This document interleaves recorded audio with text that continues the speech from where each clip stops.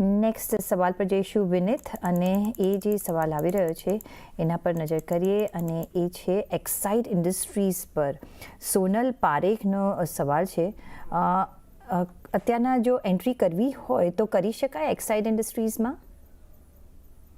I think લાંબા સમય માટે એમને કરવી છે, તો અત્યારના કામકાજ કરી શકાય? જી, અગર લોંગ ટર્મ માટે વિચારી રહ્યા છે તો ડેફિનેટલી એ કરી શકે છે.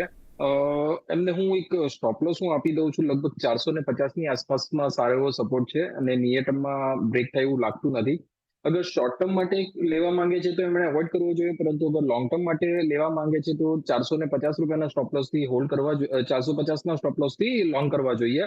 અને ઉપરની સાઈડમાં મને લાગી રહ્યું છે કે કોઈ વખત 630ની આસપાસમાં ટ્રેડ થતો થઈ શકે છે.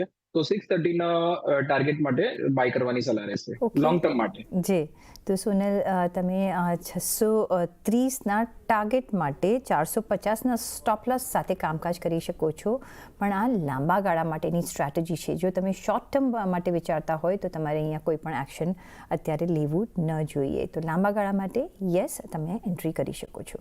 નેક્સ્ટ